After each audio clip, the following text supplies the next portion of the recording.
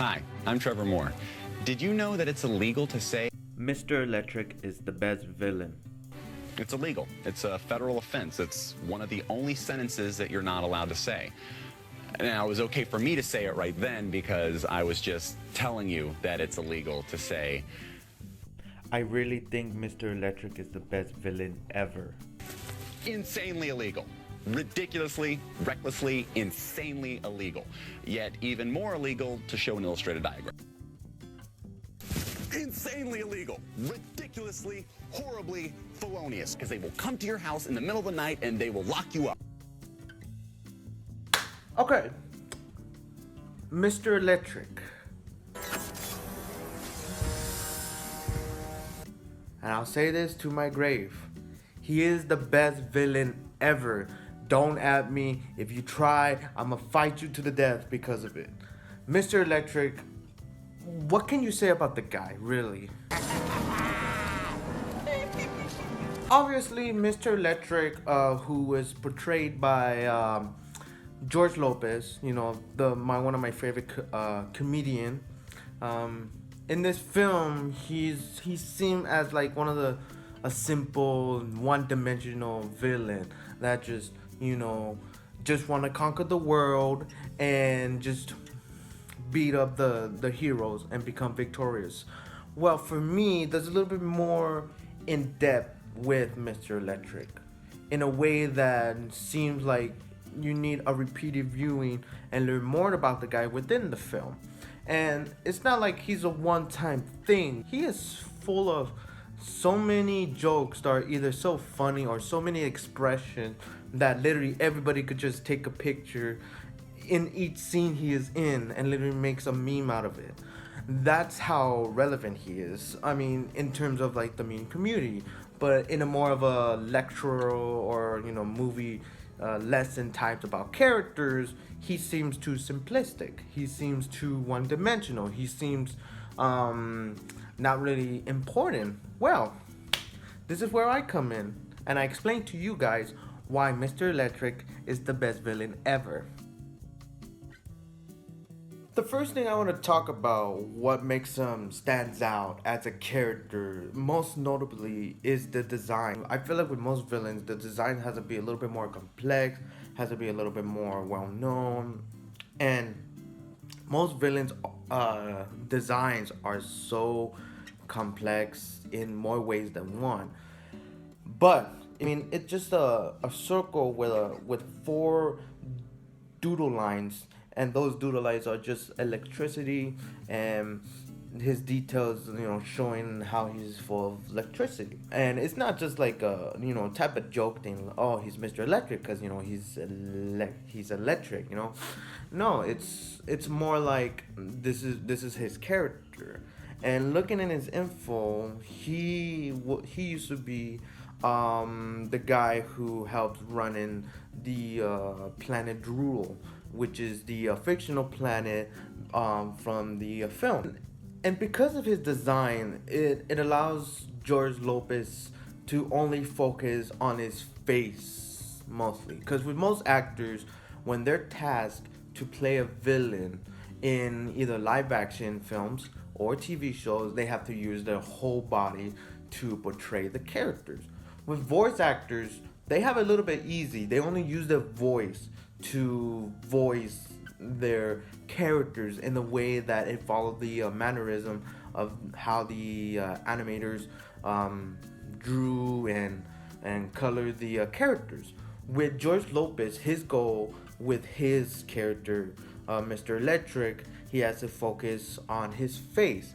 Now, it's a little bit in between live action and animation, where you could see his face, but he's not really there to perform everything. He has like 50-50 in a way, where he has to do both of those things in order to accomplish his portrayal.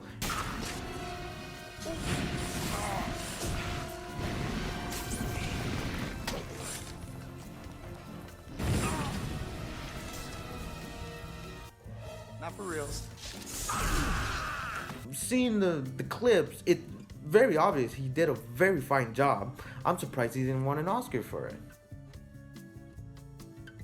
Okay, so the second reason I think Mr. Electric is the best character or the best villain in the movie is because of his backstory. Now, if you weren't distracted by the CGI of the film or the comedy of the films between Sharkboy, Lavagirl, and the main protagonist Max, then you would have known that Mr. Electric was the former ruler of the fictional planet Drool that the film is set.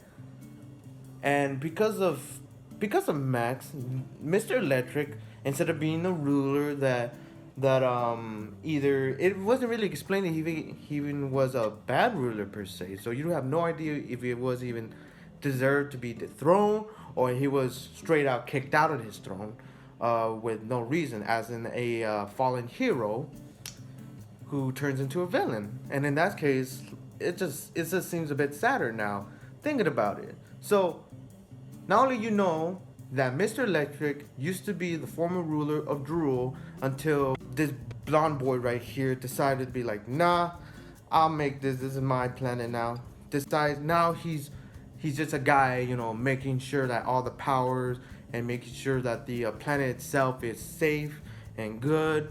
But due to his alliance with Minus, which is the caricature of the fictional character Linus, he ends up doing bad things. He ends up becoming the bad guy. He ends up becoming on second fiddle to Minus, and because of it, during the film, you'll see that he's just being downplayed, even though he is the best character of the dynamic. And then when you see the main protagonist defeat the main antagonist, Mr. Electric decides, hey, this is my turn now. I'm gonna finish what you started, and I'll do that right now. And he almost did. Danger of dreaming. For every person who dreams up the electric light bulb, there's the one who dreams up the atom bomb. He almost did. He literally almost was about to defeat the main character, but then he ends up being defeated by Elsa here. So, within the context of the film, he was a ruler of a planet that was downgraded to a pawn of the first primary villain, and then he became the main villain towards the end before his eventual fall. So, to me, now learning about this seems like Mr. Electric has a little bit more of an in-depth story within the film.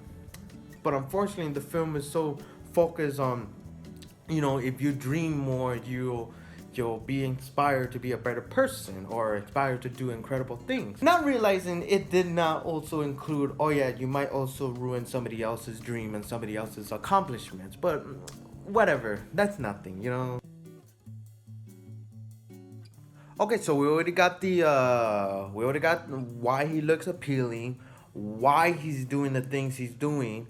Now, the third explanation here is he a good villain? Does he pull off the villain character better than any other villain?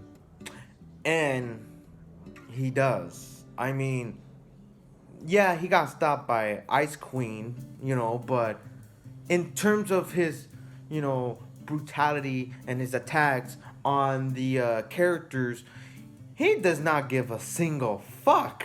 Electric eels. That's what's up.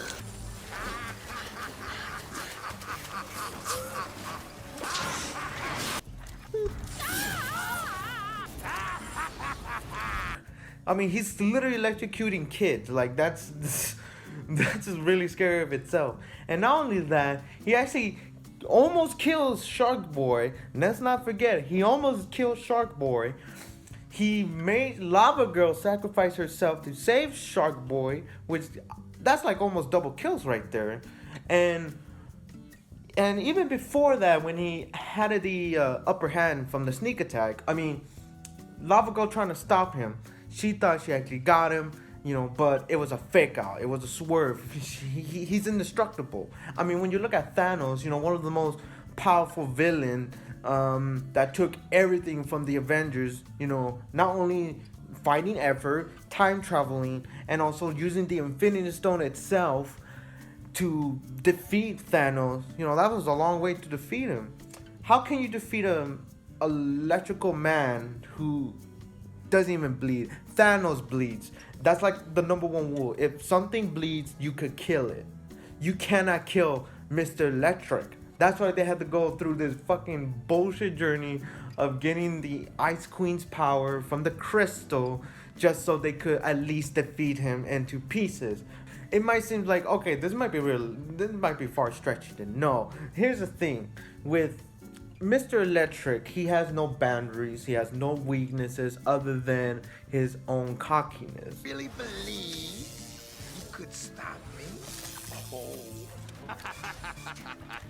And who are you to believe that you can defeat me now?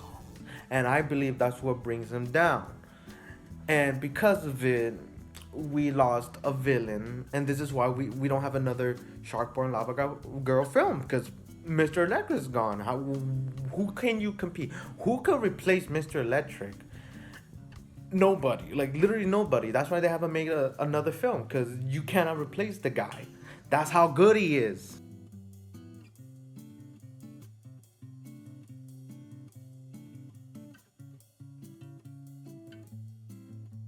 You're in my class, not the other way around. I know everything, and you know nothing.